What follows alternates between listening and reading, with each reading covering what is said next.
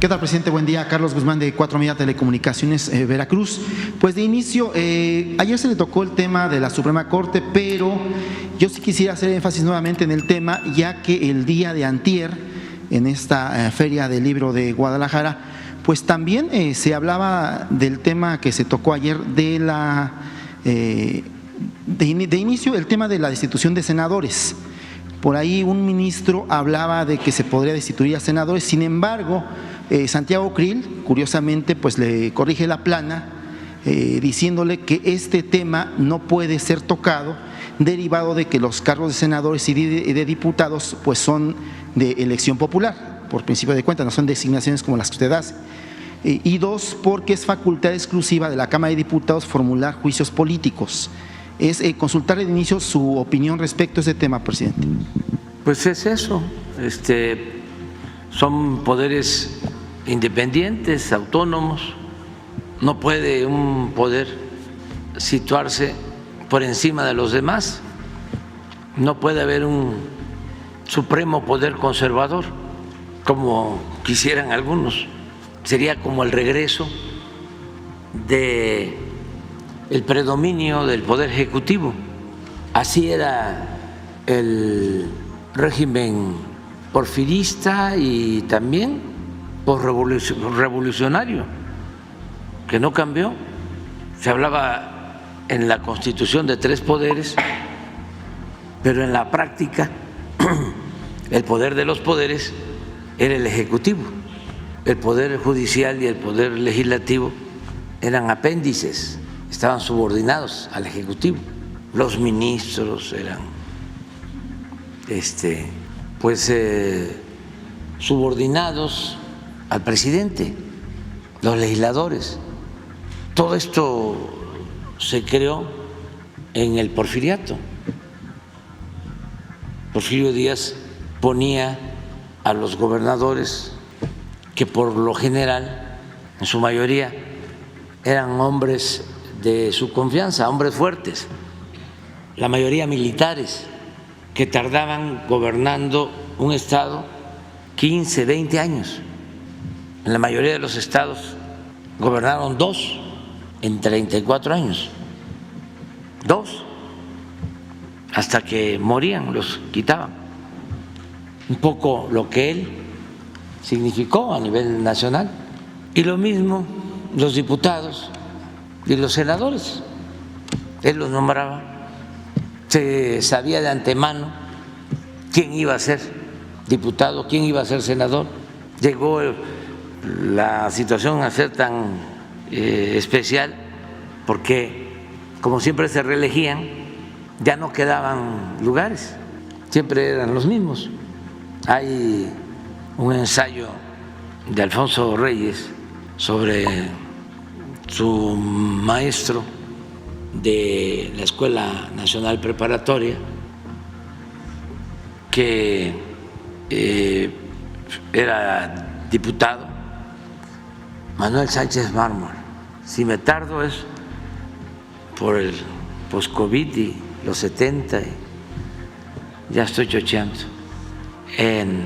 Y dice que su maestro, que habían, igual que Porfirio, ¿no?, habían participado en el movimiento de reforma, en la defensa de la República cuando la intervención francesa, habían actuado como revolucionarios, rebeldes.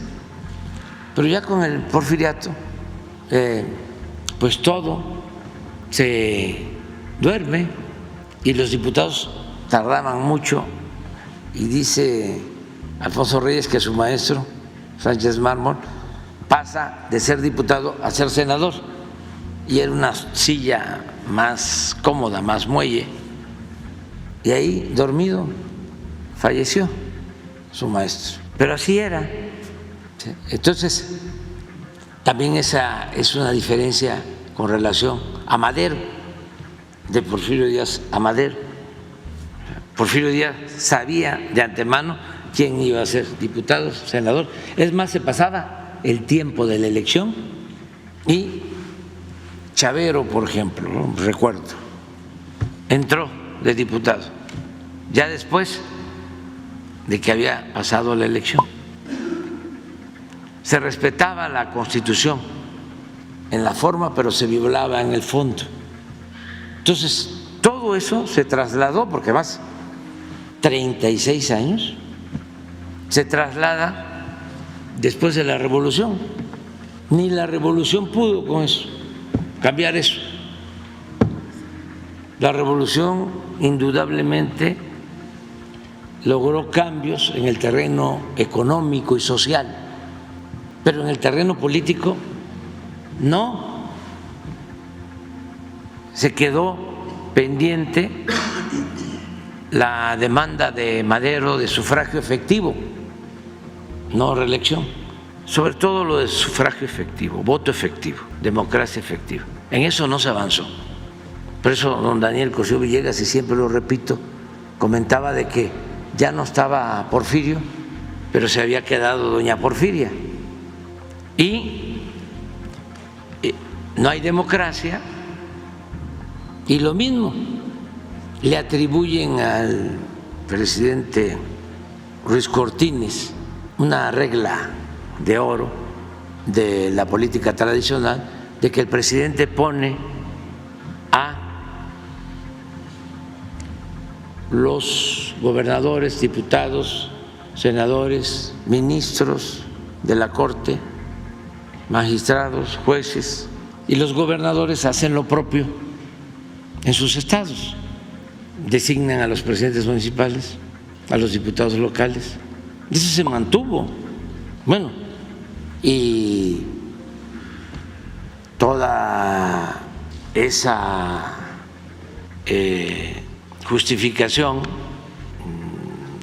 y todo lo que tiene que ver con la picaresca política tradicional mexicana, el tapado, el acarreo, el besamano, ¿qué otra cosa? El dedazo, la cargada, todo eso. Entonces apenas y están cambiando las cosas. Entonces, pues, si ahora el Poder Judicial, que está prácticamente secuestrado, tomado por la oligarquía de México, se quiere convertir en el poder de los poderes, pues está un poco exagerado, ¿no? Están levitando, porque eso pues ni es constitucional, es antidemocrático, ni lo va a permitir el pueblo. Ah, sí, pero no tiene sentido eso. Eso no, nada más porque lo preguntan ustedes, pues. Pero la gente está muy empoderada. El pueblo de México está muy empoderado, mucho más que estos órganos de poder formal. ¿Por qué digo de poder formal? Porque al final de cuentas son instrumentos al servicio de grupos de intereses. Están ahí para obedecer órdenes y recibir consignas. Jueces, magistrados, ministros. Es muy lamentable lo que está sucediendo. Miren esto de los jueces. Hay un caso ahí, ¿por qué no lo pones? De un detenido de Sinaloa, famoso, que ofrecen $3 millones de recompensa. Del Nini, ¿no? El Nini, ¿no? No sé cómo se llama, pero bueno, así la apodan. Así la apodan. Es su apodo. Pero se detiene este caso, Néstor Isidro, y una juez, casi al momento de la detención, le ofrece el amparo para que no sea extraditado. ¿Qué es eso? O sea, si esto no es corrupción, que me digan los ministros de la Corte, y el Consejo de la Judicatura, ¿de qué se trata? ¿Esto es derecho? Esto es chueco, a todas luces. No se necesita ser doctor en Derecho, pertenecer al Instituto de la Transparencia. Ciencia Jurídica de la UNAM. Sí, o a los colegios de abogados. Ojalá y algún día estos colegios de abogados, ¿no?, el Instituto de Ciencias Jurídicas de la UNAM, llamara a una rueda de prensa y denunciara todo esto, pero se quedan callados, no dicen nada, es un silencio cómplice. Por eso estamos planteando de que es necesario que el pueblo elija a los jueces, a los magistrados, a los ministros, y que se integre el Poder Judicial con jueces, con ministros íntegros, honestos, incorruptibles, realmente al servicio de los ciudadanos, del pueblo, de la sociedad, no al servicio de la delincuencia de cuello blanco o de la delincuencia organizada. Lo demás es puro asunto leguleyo, que la ley es la ley. ¿Qué argumentos utilizan en estos casos? De que fue torturado, golpeado, y se demuestra que no. Pero cualquier cosa, que no le mostraron el oficio de la orden de aprehensión, que la autoridad que llevó a cabo la detención, ¿cómo es que le dicen? No era lo que tiene que tener una autoridad para detener. Orden de aprehensión. No. Tiene todo, pero es delegada. Sí, no, el que detiene. Primer respondiente. El primer respondiente. No es el primer respondiente. Y le buscan y no fue a las 5:35 de la mañana, sino a las 6:40. Cualquier cosa. Entonces sí hace falta limpiar el Poder Judicial. ¿Y cómo se hace? A ver, se los dejo de tarea. ¿Cómo hacerle? Pues solo con el método democrático, que sea el pueblo el que elija, que se fijen con claridad los requisitos que se necesita para ser un juez, aparte de ser abogado, cuánto tiempo de experiencia, el que hayan actuado con integridad, desde luego que no tengan antecedentes penales y que se hagan listados, que proponga el legislativo, que proponga el ejecutivo, que proponga el Poder Judicial, que propongan los colegios de abogados, que propongan las facultades de derecho y que la gente vaya viendo quiénes son, de dónde son, que se dé tiempo para que expongan, que la gente los conozca. Eso es campaña, que no, en el caso de un candidato se lleva 3 meses, pues es lo mismo, se lleva todo un tiempo y luego viene una elección y la gente decide. Decía Loretta Ortiz respecto al tema, presidente, disculpe la interrupción, decía Loretta Ortiz en esta feria del libro que no se puede hacer el tema de la elección como se lo está planteando usted, porque curiosamente a ella le tocó en alguna situación de su vida profesional tener un testimonio de un juez de Estados Unidos que curiosamente condenó a muerte a un mexicano, en el cual decía que esta condena de muerte hacia un mexicano, le preguntaba que por qué la hacía. Le respondía el juez de que la hacía porque eso le daba más a una especie de bonos respecto a la popularidad que tendría el juez al condenar a muerte a un mexicano. No sé si esto podría aplicarse o condenarse en el tema mexicano de elección. Pues eso también aplicaría en positivo, porque así el juez, si se permite un periodo de reelección, o para mantenerse en el cargo, porque se aplicaría también lo de la revocación del mandato, porque no solo es la elección del juez, del magistrado, ministro, la reforma que voy a enviar va a incluir también que exista un tribunal al interior del Poder Judicial para que esté pendiente del funcionamiento. Pero eso ya lo haría la judicatura, ¿no? Es su atribución a la judicatura, pero no la judicatura actual, que está, con todo respeto, pasmada, congelada. ¿Conocen ustedes, por ejemplo, esto que estamos planteando? ¿Qué no le corresponde a la judicatura revisarlo? ¿Conocen ustedes de algún juez que esté siendo procesado o que esté en la cárcel? Entonces, son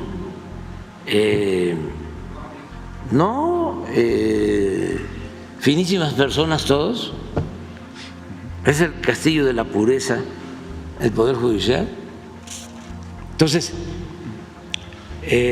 si se pone ese ejemplo, pues la gente va a estar pendiente y va a decir, no, este sí actúa con apego a la legalidad, este no. La gente va a estar más pendiente. Y quiere reelegirse o ascender de juez a ministro. No, primo hermano, por ti no voto. Hacer la vida pública cada vez más pública, transparencia. Antes ni se conocían los jueces, era una sociedad anónima, actuaban en la clandestinidad, ni jueces, ni magistrados, ni ministros. Ahora es distinto, claro, estamos empezando, por eso es muy bueno este ejercicio, pero hace falta seguir empujando la reforma. Este caso de elección de jueces podría ser algo similar. Bueno, obviamente se ha politizado mucho el tema de lo que está pasando con Ernestina Godoy, que está a semanas o a días después de ser ratificada como fiscal de la Ciudad de México. Incluso hoy hay protesta de un grupo que se dice afectado por las decisiones de Ernestina Godoy. ¿Pudiese ser algo de lo que pudiese pasar si es que se busca elegir jueces, o en este caso como fiscales, como la Ciudad de México? Sí, se evita eso. Lo que está pasando en el Poder Judicial, en la Suprema Corte, se reforma una ley y de inmediato acuden los grupos de intereses creados y se oponen, y los ministros votan en contra del interés público. No hay en el periodo neoliberal ni en los últimos tiempos nada que hayan resuelto en la Suprema Corte a favor del pueblo. ¿Qué más pruebas queremos de que están al servicio de la oligarquía, del influyentismo, de quienes tienen para comprar su inocencia? Y sí hay algunos casos, pero no es la regla, es la excepción. Entonces, sí se necesita la reforma, sin enojarse, sin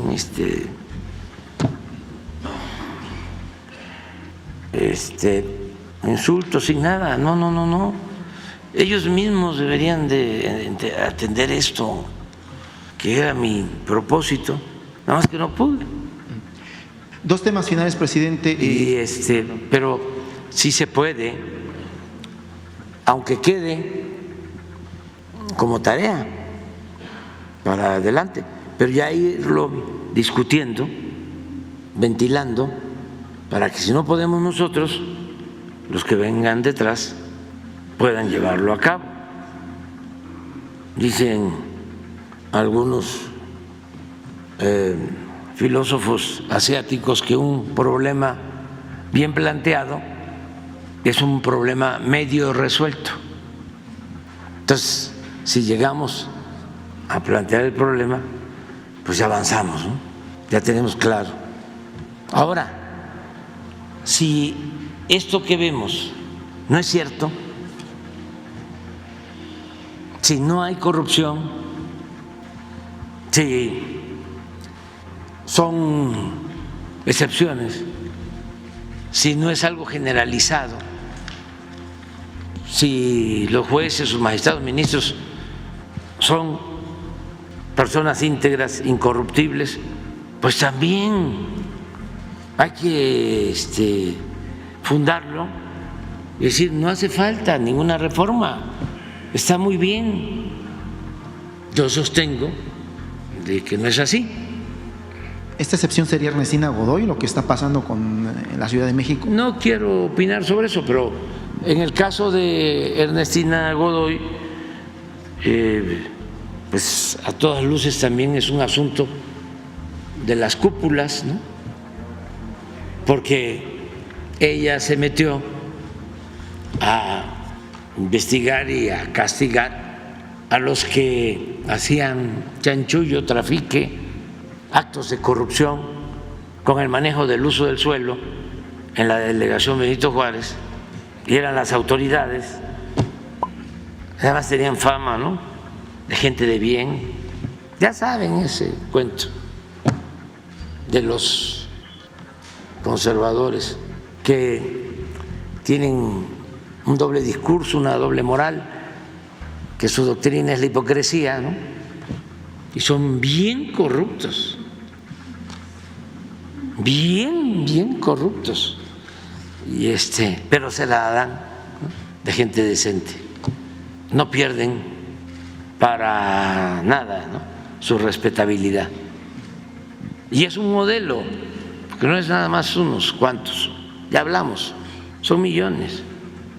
Por eso hablo del aspiracionismo, es triunfar a toda costa, sin escrúpulos morales de ninguna índole, pero finge de que tú eres honesto, íntegro, que vas a la iglesia los domingos, que confiesas, que terminaste la licenciatura y que ya tienes una maestría y que incluso estudiaste un doctorado en el extranjero y que te rozas con lo mejor de la sociedad, que si hay un evento de estos donde van los fifís, ahí ves cómo le haces, pero ahí estás presente. Y ahí vas ascendiendo, escalando, y de repente también conociste, ¿no?, en la escuela donde estudiaste, porque es muy difícil que si estudias en una escuela pública vayas a conocer a alguien que luego, bueno, antes llegue a ser político.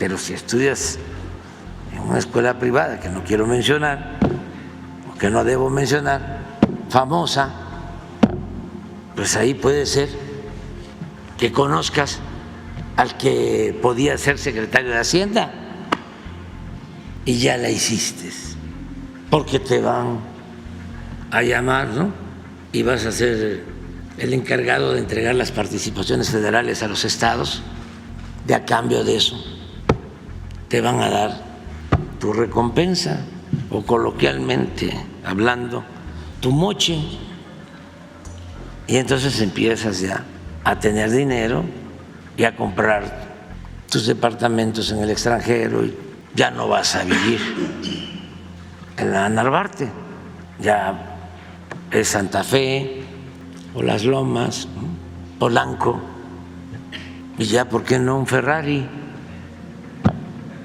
O como dice uno de los cantantes de estos corridos tumbados, traigo mi camioneta Mercedes, y ahí se van, es un estilo. Le digo, bueno, pues cada quien somos libres, porque eso fue lo que se introdujo como forma de vida, le convenía eso a la oligarquía. Ahora es distinto, nosotros estamos pues exaltando los valores del pueblo de México, que no se humille al pueblo, que no se margine al pueblo, que se condene el racismo, el clasismo y que se exalten los valores que tiene el pueblo, que ha heredado nuestro pueblo de civilizaciones milenarias, y sentirnos orgullosos de nuestra idiosincrasia y de la grandeza cultural de México, que es algo único. No les gusta a algunos a lo mejor, pero lo puedo probar técnica, científicamente. Uno de los pueblos con más cultura en el mundo es el pueblo de Oaxaca, pero con mucho en las comunidades. Me refiero a el México profundo. Y así es todo nuestro país. Ya quisieran, con todo respeto, en otros países tener la reserva de valores culturales, morales, espirituales que se tiene en México. Me preguntaban antier un periodista, de esos muy buenos periodistas de la cuenca del Papaloapan, me decía, vamos a ser una potencia económica ¿en cuánto tiempo? O me decía, México va a ser una potencia económica, va a ser una potencia ¿en cuánto tiempo? Le digo, ya somos una potencia en lo cultural, en lo social. Nomás les voy a dar un ejemplo. Si no somos potencia en lo cultural, en lo social. Miren la diferencia con nuestros hermanos estadounidenses, lo que ellos están padeciendo por problemas sociales y culturales que no tenemos aquí. El que pierdan la vida 100,000 jóvenes cada año por el consumo del fentanilo. Eso que lo lamentamos mucho, que además estamos ayudando, porque es una cuestión humanitaria y nos duele. Pero el origen de eso tiene que ver con un problema social y cultural. Y eso aquí no se padece por nuestro pasado civilizatorio, por nuestras culturas, por los valores, por la importancia que tienen nuestras familias, que la familia es una institución fundamental, la principal institución de seguridad social en nuestro país. Somos una potencia. En lo económico lo vamos a hacer también. Ya estamos entre los 10, 11 de 200 y vamos hacia adelante, pero ya somos. Entonces, es un orgullo lo mexicano, pero nos estaban llevando por otro lado y tenemos que exaltar lo nuestro, sentirnos orgullosos.